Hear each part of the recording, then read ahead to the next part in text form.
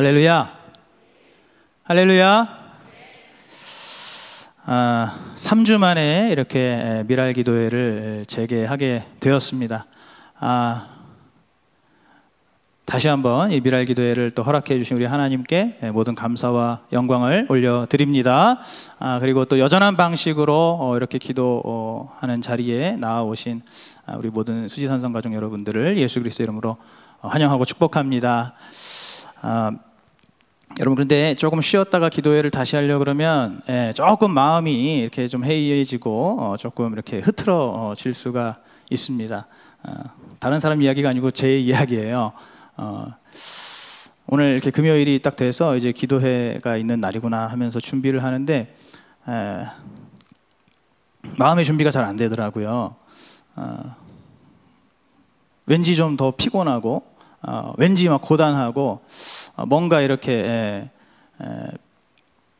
좀 이렇게 뭐랄까 좀 정신이 이렇게 혼탁한 그런 느낌이 이렇게 들어서 이게 3주 만에 이제 기도회를 하려니까 그런가 뭐 이런 좀 생각이 들기도 했습니다. 그런데 글쎄요, 뭐 하나님 은혜인지 모르겠는데 저녁을 먹다가 오늘 그 동태탕을 제가 저녁을 먹었습니다. 동태탕을 먹는데 그 국물에 홍고추가 들어있더라고요. 근데 제가 그거를 이렇게 국물을 이렇게 먹다가 그 홍고추를 그냥 모르고 이렇게 먹은 거예요. 근데 그거를 먹는 순간 너무 이제 맵잖아요. 너무 매우니까 정신이 번쩍 들더라고요. 그래서 막 땀이 막 나고 정신이 번쩍 들고 그래서 막 정신이 없는데 그 와중에 하나님께서 정신 차리라고 제가 이렇게 밥을 먹는데 그 홍고추를 먹게 하셨나 보다 그런 생각이 좀 들었습니다. 여러분, 오늘 이 시간에 우리가 또 찬양과 말씀을 통해서 우리 하나님을 향해 기도하는 그 마음이 활짝 열리고 우리의 영이 온전히 우리 영이 깨어나고 일어나서 우리 하나님께 정말 간절하게 전심으로 전력으로 부르짖는 이 기도회가 되기를 축복합니다. 지난 부활주일 저녁에 저희들이 아주 은혜로운 간증의 밤으로 우리 하나님께 영광을 올려드렸습니다. 오늘 본문, 우리가 읽은 이 본문도 공교롭게도 다윗의 간증입니다. 다윗이 우리에게 전하는 간증이에요. 그리고 오늘 이 다윗의 간증이 지난 주일 우리가 함께 듣고 은혜 받았던 그 간증과 굉장히 비슷한 간증입니다. 한번 오늘 이 말씀을 여러분 잘 들어보시면 그것을 알 수 있을 겁니다. 오늘 이 다윗이 이렇게 간증하는 이유가 무엇일까요? 오늘 본문을 쭉 훑어보면 하나님께서 모든 두려움과 환난에서 다윗을 구원해 주셨기 때문입니다. 그런데 오늘 이 시편 34편에 부제가 있습니다. 여러분, 성경책을 갖고 계신 분들은 그 부제를 확인하실 수가 있는데 그 부제에 뭐라고 써 있죠? 다윗이 아비멜렉 앞에서 미친 채 하다가 쫓겨나서 지은 시라고 부제가 붙어 있습니다. 다윗이 아비멜렉 앞에서 미친 채 하다가 쫓겨났다는 거예요. 그런데 미친 채 하다가 쫓겨났는데 지금 간증을 했다는 겁니다. 여러분, 상식적으로 이해가 되시나요? 좋은 일이 아니잖아요. 여러분, 자세한 내용은 사무엘상 21장에 그 사건이 기록이 되어 있습니다. 사무엘상 21장 11절부터 15절에 이 내용이 기록이 되어 있는데 다윗 인생에 그야말로 가장 극심한 광야의 시절이라고 할 수가 있습니다. 자신을 미워하는 사울에게 몇 번씩이나 죽을 고비를 넘기고 그리고 다윗의 가장 친한 친구, 가장 사랑하는 영혼의 동반자라고 할 수 있는 그 요나단과도 가슴 아픈 눈물에 이별을 했습니다. 그렇게 그 다윗 인생의 가장 광야의 시절에 이제 목숨을 부지하기 위해서 도망가다가 어디로 가게 되냐면 자신이 얼마 전까지 대적해서 싸웠던 그 블레셋 땅에 블레셋의 통치를 받는 가드 지역이라는 곳에 있는 그 가드 지역을 다스리는 왕 아기스에게로 다윗이 들어가게 됩니다. 참고로 이 가드 지역은 다윗이 죽였던 골리앗의 고향인 곳이에요. 그러니까 여러분, 지금 다윗이 얼마나 비참합니까? 아마 이미 이렇게 다윗이 그 가드 지역의 아기스 왕에게 찾아갈 때 이미 다윗은 자기 인생에 있어서 이보다 더 낮아질 수 없을 거라고 생각했을 거예요. 얼마 전까지 자기가 그 블레셋의 영웅인 그 거인 골리앗을 쓰러뜨린 그런 정말 어마어마한 구국의 영웅이었는데, 불과 몇 년도 안 돼서 다윗이 지금 그 블레셋 땅, 그 골리앗의 고향인 그 가드 지역으로 목숨 부지하기 위해서 찾아간 것입니다. 이미 이것만으로도 다윗은 가장 지금 인생의 밑바닥이라고 할 수가 있죠. 그런데 그 찾아간 곳에 있는 아기스 왕의 신하들이 다윗이 누군지를 알아본 거예요. 이 다윗을 딱 보니까 예전에 우리 블레셋을 아주 초토화시켰던 우리 블레셋에게 있어서는 원수나 다름없는 자인 것이죠. 오죽하면 그 이스라엘에서도 사울은 천천 다윗은 만만이라고 하는 노래가 울려 퍼질 정도로 그렇게 정말 우리에게 있어서는 아주 치가 떨리는 원수 같은 자가 저 다윗입니다. 이것을 그 신하들이 발견한 거예요. 알아보게 된 겁니다. 그리고 이제 그 왕에게 이것을 고한 것이죠. 그랬을 때 이 다윗은 더 이상 떨어질 데가 없다고 생각한 그곳에서 한 번 더 밑바닥으로 추락하게 됩니다. 이 다윗이 어떻게 합니까? 오로지 살기 위한 그 일념으로 블레셋 사람들 앞에서 미친 척을 하기 시작합니다. 정신이 나간 것처럼, 완전히 맛이 간 것처럼 행동을 하기 시작하는 거예요. 그러면서 그곳 성문 문짝에 손글씨를 끄적끄적거리고 또 막 침을 질질 흘리는데 그 수염에 막 침을 잔뜩 묻혀가면서 그렇게 침을 흘리기 시작합니다.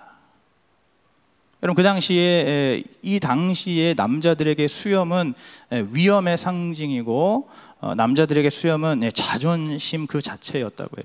그런데 그 수염에 막 침을 묻혀가면서 그렇게 미친 척을 했던 것입니다. 그것을 보니 아기스 왕이 다윗을 보면서 눈살을 찌푸리면서 아주 막 혐오감을 드러내면서 다윗을 쫓아내요. 지금 우리 땅에도 이렇게 정신 나가고 미친 사람들 많은데 한 명을 더 할 이유가 있겠느냐라면서 쫓아내는 것이죠. 여러분, 그렇게 다윗이 정말 겨우겨우 살아나왔습니다. 여러분, 하지만은 제가 계속 말씀드린 것처럼 다윗의 심정이 어떻겠습니까? 사실상 살아도 산 것이 아니지 않겠습니까? 어떻게 내 인생이 이렇게 밑바닥으로 추락할 수 있나? 한때는 사무엘 선지자를 통해서 내 머리에 기름을 부어서 나를 장차 왕으로 기름 부어 세우시겠다고 한 그 하나님의 약속이 있었던 때도 있었는데, 어떻게 내 인생이 지금 이렇게까지 추락할 수가 있는가? 정말 일생일대에 아마 다윗에게 있어서는 가장 지독한 수치심이 느껴지지 않았을까요? 가장 끔찍한 굴욕감이 느껴졌을 겁니다. 정말 이보다 더 비참할 수 없는 다윗 인생의 최악의 밑바닥이라는 것이죠. 그런데 이러한 상황 속에서 이것이 바로 오늘 이 시편의 부제인 것이죠. 다윗이 아비멜렉 앞에서 미친 채 하다가 쫓겨나서 지은 시. 참고로 이 아비멜렉은 아기스와 동일한 인물입니다. 아비멜렉은 블레셋 왕을 일반적으로 통칭하는 말이에요. 아기스는 그 사람의 자기의 이름이고, 참고로 말씀을 드리고, 이러한 다윗의 이 최악의 밑바닥인 상황 속에서 다윗이 오늘 이 시편 34편과 같은 이러한 그 간증을 하나님과 우리 앞에 고백하고 있는 겁니다. 지금 이렇게 정말로 그야말로 이렇게 더 살아서 무엇 하나 하는 그러한 정말 자괴감과 그러한 절망감 속에 있으면서도, 그러나 이렇게라도 이 하루를 살게 하시는 그 하나님의 은혜에 다윗이 감사하고 또 그러한 주님께 영광을 돌리고 또 간증을 하고 있는 것입니다. 여러분, 지난 주일 저녁에 우리가 들었던 간증도 생각해 보면 비슷하지 않나요? 간증이라는 것이 무엇입니까? 제가 그때도 말씀드렸지만 우리의 눈에 보이는 어떤 상황의 변화, 그것이 간증이 아니고 여러 가지 그러한 상황 속에서, 그것이 좋은 상황이든 좋지 않은 상황이든 그 상황 속에서 나의 마음과 나의 생각, 나의 내면이 어떻게 변화되었는가, 어떻게 주님께 더 가까이 나아갔는가, 어떻게 하나님의 말씀을 더 깨달았는가, 어떻게 더 하나님의 뜻을 헤아리게 되었는가, 그것을 고백하는 것이 간증인 줄로 믿습니다. 오늘 다윗이 그러한 간증을 하나님 앞에 올려드리고 있는 것이죠. 그래서 이 간증 속에서 보시면 이 다윗은 하나님을 여전히 신뢰하고 있습니다. 아주 절대적으로 신뢰하고 있어요. 지금 아까 말씀드린 이 기가 막힌 상황 속에서도 다윗은 누가 뭐래도, 누가 옆에서 뭐라고 하더라도 다윗은 절대적으로 하나님을 신뢰하고 있습니다. 계속해서 말씀드리는 것처럼 지금 이 다윗이 살아난 상황을, 다윗이 도망 나온 이 상황을 보면은 본인이 미친 척한 것이죠. 그죠? 본인이 지금 침을 질질 흘린 것입니다. 본인이 자기 손가락으로 성벽 문짝에다 끄적끄적거린 거예요. 본인이 그렇게 미친 척 연기를 하면서 그렇게 살아나온 것입니다. 여러분, 그런데도 오늘 본문의 이 4절부터 7절에 보시면 다윗이 무엇이라고 고백합니까? 하나님이 내게 응답하셔서 하나님의 사자가 나를 둘러 진을 치게 하시고 또 나를 모든 환난과 두려움에서 건져내셨다고 고백하고 있습니다. 여러분, 지금 이 상황이 여러분 비교가 되십니까? 다윗의 상황과 오늘 다윗의 고백을 여러분 비교해 보시라는 거예요. 누가 봐도 다윗은 자기 스스로 미친 척하고 정신 나간 척, 맛간 척 해가지고 살아나왔는데 오늘 다윗의 고백은 어떻습니까? 하나님께서 나를 건져주셨다는 거예요. 하나님께서 나를 구해주셨다는 겁니다. 무슨 말입니까? 다윗이 했던 그 미친 척조차도 그것이 다윗이 한 것이 아니라 하나님의 도우심이었고 하나님의 섭리였고 하나님의 역사하심 속에서 자신이 그렇게 할 수 있었던 것이라고 고백하는 것이죠. 정말로 여러분, 어찌 보면 정말 지독하리만큼 하나님을 이렇게 신뢰하고 있습니다. 하나님 끝까지 믿는 것이에요. 오늘 우리는 하나님을 어느 정도로 신뢰하고 있습니까? 오늘 여기 오신 여러분들은 어떠한 믿음으로, 하나님을 향한 어떠한 신뢰로 이 자리에 나오셨나요? 오늘 이 다윗의 간증을 여러분 잘 묵상하시기 바랍니다. 이렇게 다윗은 하나님을 절대적으로 신뢰하다 보니까 여러분 중요한 것, 이 다윗의 자존감이 절대로 떨어지지 않는다는 거예요. 누가 뭐래도 이 다윗의 자존감은 너무나 확고하고 분명합니다. 여러분, 사실 우리가 일반적으로 오늘 이 다윗과 같은 이러한 정말 인생 최악의 경험을 하게 되면은 소위 말해서 트라우마라는 것이 생기죠. 트라우마가 생깁니다. 그것도 아주 깊고 아주 지독한 트라우마가 생기게 되죠. 그 트라우마에서 헤어나온다는 것이 쉽지가 않습니다. 어떤 사람 같은 경우에는 그 트라우마가 평생을 가기도 해요. 평생 그 트라우마에 스스로 시달리기도 합니다. 그런데 오늘 다윗을 보면은 그렇지가 않다는 것이죠. 오늘 한번 우리 본문의 5절 말씀 우리가 같이 한번 한 목소리로 합독하겠습니다. 5절 시작. 저희가 주를 앙망하고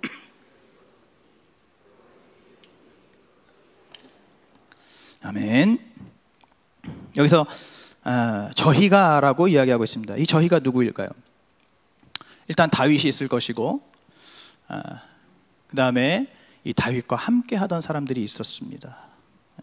바로 아둘람굴이라고 하는 곳에 함께 있었던 약 400여 명의 사람들이 있었어요. 이 사무엘상 22장에 보시면은 이제 다윗이 아까 말씀드린 대로 그렇게 그 가드 땅에서 빠져나온 후에 바로 유대 광야에 있는 아둘람 굴이라고 하는 곳에 숨어 들어가게 됩니다. 그리고 그 아둘람 굴에서 은둔 생활을 시작하는 거예요. 그런데 거기에 다윗만이 있었던 것이 아니고 그 사무엘상 22장의 그 기록을 그대로 인용하자면 환난당하고 빚지고 원통한 자들, 다윗처럼 환난당하고 빚지고 원통한 자들이 그곳으로 모여들기 시작합니다. 그 아둘람굴에 모여들기 시작하는 거예요. 그래서 그곳에서 다윗과 함께 생활을 하게 되는 것이죠. 오늘 본문 5절에 나오는 이 저희는 바로 그들을 말하는 것입니다. 그리고 다윗과 함께 했던 그 아둘람굴에 있었던 사람들을 말하는 것이에요. 여러분, 그런데 이들 모두가 어떻다고 하고 있습니까? 주를 앙망하고 광채를 입었으니 그 얼굴이 영영이 부끄럽지 아니하도다라는 거예요. 그들의 얼굴이 빛이 난다는 겁니다. 그들이 절대로 부끄럽지 않다는 거예요. 그들이 영원히 부끄럽지 않다는 겁니다. 여러분, 지금 이들은 말로 다 할 수 없는 그런 환난을 당하고 또 빚을 지고 그리고 원통하고 곤고한 그러한 채로 아무런 소망이 없는, 인생에 아무런 소망과 가능성이 없는 다윗 못지않은 그러한 그 절망과 그 밑바닥에 그 속에서 아둘람 굴로 찾아온 사람들이거든요. 이러한 사람들인데 그들의 얼굴이 빛나고 그들이 영원히 부끄럽지 않다는 것입니다. 바로 하나님을 절대적으로 신뢰하기 때문인 거예요. 다윗의 그 믿음, 이 아둘람굴에 있는 사람들의 그 믿음이 하나님을 절대적으로 신뢰하는 겁니다. 누가 뭐라 그래도, 지금 내 상황과 형편이 어떻더라도, 내가 지금 아무리 이렇게 밑바닥을 박박 기고 있을지라도 이 아둘람굴과 같은 이 현실이 내 인생의 전부라 할지라도 하나님을 난 절대적으로 신뢰하니까, 그리고 나를 구원하신 그 하나님이 바로 나의 자존감의 근원이시기 때문에, 하나님이 나의 자존감의 근원이시라는 거예요. 내 자존감의 근원은 다른 데 있는 것이 아니라 오직 하나님 아버지,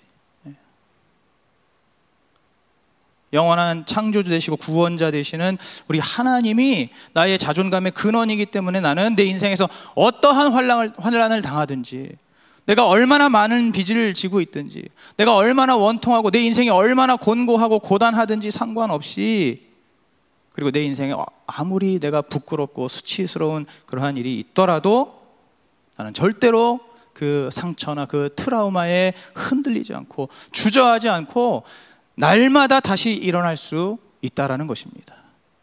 날마다 다시 예수 그리스도, 날마다 다시 우리 하나님이 나의 자존감의 근원이 되셔서 다시 일어날 수 있다는 거예요. 오늘 예수 그리스도가 우리의 자존감의 근원이 되기를 축복합니다. 다윗은 바로 이러한 믿음으로 여전히 우리 주님의 선하심과 신실하심을 찬송하고 영광을 돌리는 거예요. 여러분, 다윗이 자존감은 떨어지지 않았지만은 그 현실은 어쨌든 이 아둘람굴이잖아요.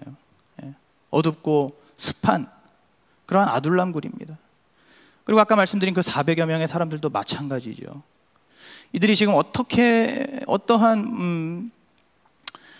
어떻게든 겨우 이제 목숨만 부지해가지고 지금 이 아둘람굴에 이렇게 모여 있지만은, 여러분, 현실적으로 객관적으로 어떻습니까? 이들의 앞날이 보이지 않는 상황이에요. 이들의 앞날이 너무나 캄캄합니다. 언제 원수들이 찾아와서 자신들을 발견해내고 끄집어내고 자신들을 죽일지 모르는, 한치 앞을 알 수 없는 그러한 상황에 놓인 사람들이 바로 이 사람들이라는 것이죠. 그들이 비록 자존감은 떨어지지 않지만 하나님 안에서 흔들리지 않고, 마음이 흔들리지 않고,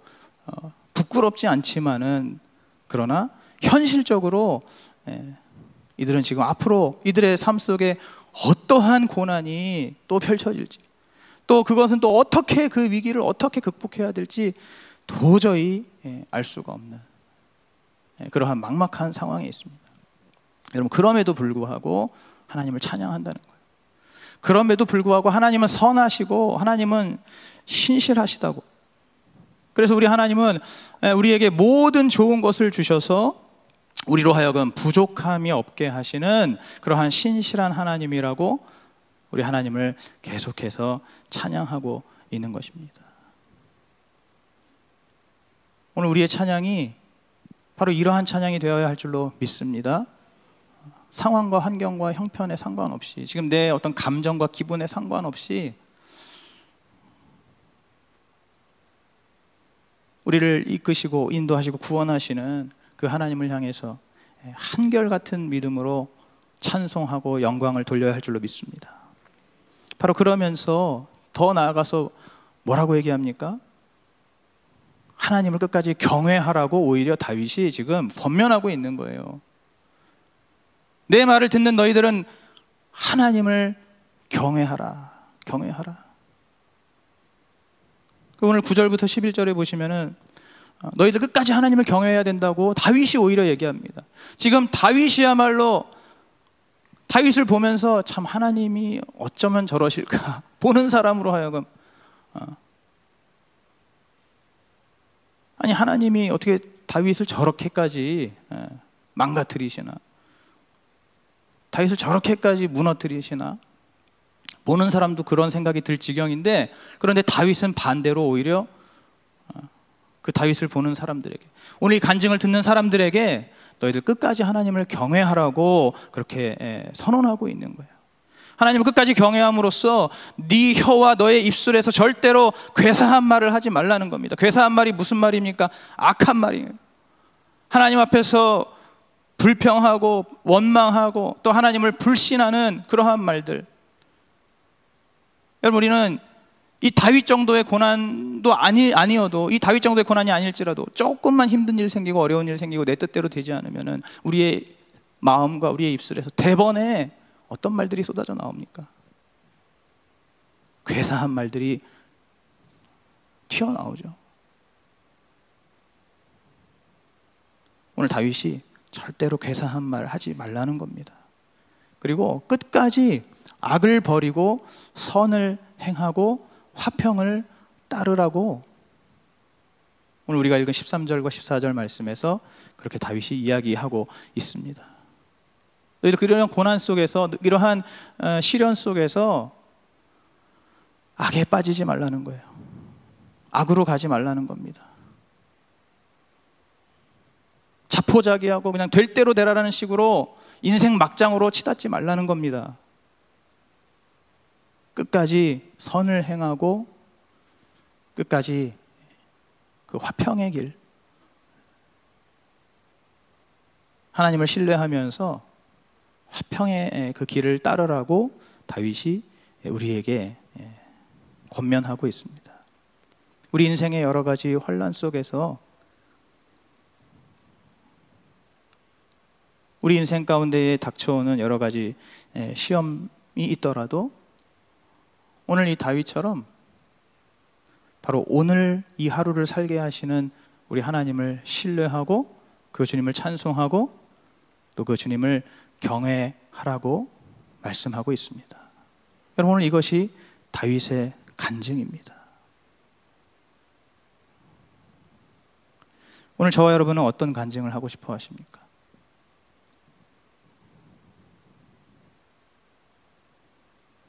이 말은 어떠한 삶을 살고 싶느냐 이 말이죠. 오늘 본문은 아니지만 19절에 보시면 의인은 고난이 많으나 여호와께서 그 모든 고난에서 건지시는도다라고 말씀하고 있습니다. 여러분, 의인은 고난이 많다는 거죠.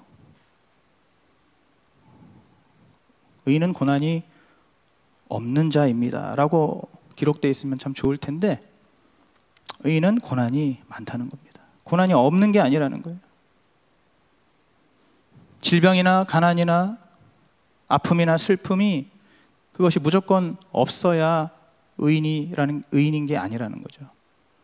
그런 것이 없어야 하고 그런 것들을 기가 막히게 피해야 되고 그런 것들을 늘 이기고 넘어서는 것이 간증이 아니라는 겁니다. 비록 고난이 많지만 우리 인생에 때로는 질병이 있을 수 있고 때로는 가난이 있을 수 있고 여러 가지 아픔의 한숨과 슬픔의 눈물이 있을 수 있지만은 그러나 하나님께서 그 모든 고난에서 건져내시는 그러한 삶이 바로 의인의 삶이라는 것입니다. 바로 그것을 전하는 것이 진정한 간증인 줄로 믿습니다. 오늘 이 밤에 우리가 어떻게 기도해야 될까요? 우리 하나님 앞에 여러분 우리가 무엇을 부르짖으며 어떠한 기도의 소원으로 주님의 옷자락을 붙들고 매달려야 될까요? 오늘 이 다윗과 같은 간증자가 되게 하여 주옵소서. 오늘 다윗과 같은 증인이 되게 하여 주시옵소서. 우리의 삶에 고난이 없고 시험이 없다고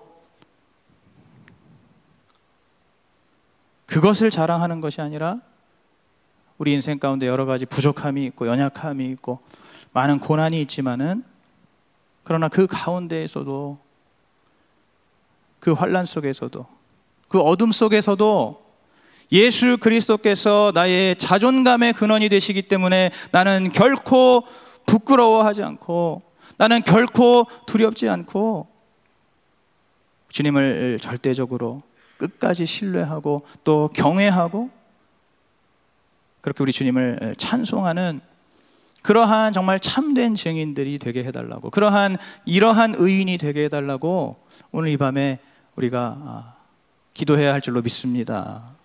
여러분 이렇게 기도해야 할 줄로 믿습니다. 오늘 이 밤에 오늘 이 말씀을 주신 이유를 생각해 보면서 오늘 이 밤에 여기에 온 나에게 이 말씀을 주신 이유가 분명히 있다는 것을 믿으시면서 오늘 주님 앞에 이 말씀 붙들고 우리 간절하게 부르짖고 또 매달리며 야곱이 씨름하듯이 그렇게 기도하는 이 밤 되기를 주님의 이름으로 축복합니다.